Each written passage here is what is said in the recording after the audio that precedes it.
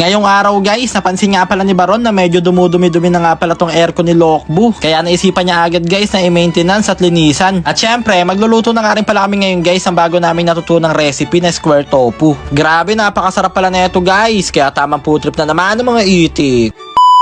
What's up sa inyo mga itik? Ngayong araw guys, habang tamang kalikot nga pala ngayon si Baron dito kay Lokbu ay napansin niya nga pala na dumudumi na tong aircon niya. Saktong-sakto, walang magawa ngayon si Baron guys, kaya ayan, tamang baklas na naman si Baron dito ng aircon para linisan. Ayun nga yung kagandahan guys na marunong si Baron mag-repair ng aircon tsaka mag-maintenance, kaya makakatipid kami guys at hindi na kami magbabayad na maglilinis ng aircon. At ayan guys, after nga palang baklasin ay naglagay na nga pala si Baron dito ng plastic. Mamaya malalaman nyo guys kung para saan nga ba yan. At ayan, sinet up na nga rin pala ni Baron dito yung pressure washer. At maya lang nga guys ay pinagbubugahan na nga pala ni Baron yan at syempre sinabon niya nga rin pala yan guys para talaga matanggal yung mga dumi-dumi at yung mga alikabok na nakadikit dito. At pagkatapos nga niyan guys ay syempre bubugahan na nga rin pala ng pressure washer eto mga filter. At kung makikita nyo naman guys, grabe yung kapal ng alikabok na mga nakalagay dyan, pero syempre tanggal yan sa ating pressure washer. At next naman guys ay eto naman nga pala ang lilinisan at ayan nga pala yung purpose ng plastic na yan para hindi kumalat yung tubig guys at dumiretso sa balde. After that, all goods na guys. Grabe, napakalinis na ng aircon ni Lokbu.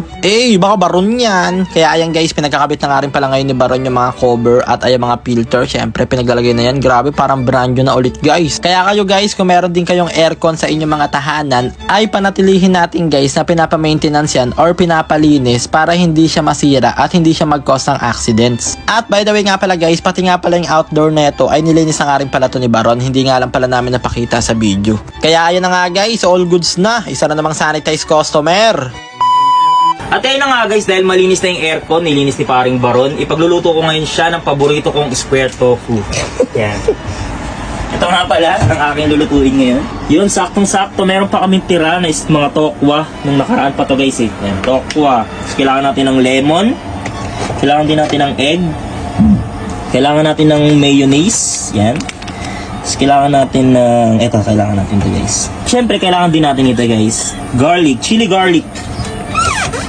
Etong square tofu nga pala guys, ay napanood nga lang din pala namin to kung paano to gawin. Kaya ayan guys, itatry nga rin pala to ni Kuya dahil mukha siyang masarap. Kaya kung gusto nyo nga rin matuto magluto na ito guys, ay manood kayo ng maigi at huwag kayong kukurap dahil napakadali lang netong gawin. Ang unang first step lang naman na ito guys, ay hihiwain mo lang yung tofu ng pa-square. Syempre, square tofu nga eh. At pagkatapos ay magpe-prepare ka lang ng harina, lalagyan mo lang yan ng paprika, garlic powder at paminta. At konting asin para medyo maalat-alat siya. At syempre, breadcrumbs para maging crunchy siya. At pagkatapos nga niyan guys ay magpainit ka lang ng mantika. At pag uminit na yan guys ay uumpisa mo ng isawsawan tokwa sa harina na minix mo at ilalagay mo lang siya sa itlog at breadcrumbs at i-deep fried mo na yan sa mababaw na mantika at papakuluan mo lang yan guys hanggang sa maging crunchy na siya. At habang pinipirito nga yan guys ay magpe-prepare naman tayo ngayon ng sauce at ang unang kailangan lang natin ay reno. Lalagyan lang din yan ng mayo at pipisaan netong lemon. At syempre para mas malasa siya ay lalagyan lang natin yan ng iba't ibang uri ng confidence at syempre halu-haluin lang natin yan guys. At ganoon lang siya kadali guys, all goods na ang ating sauce at maya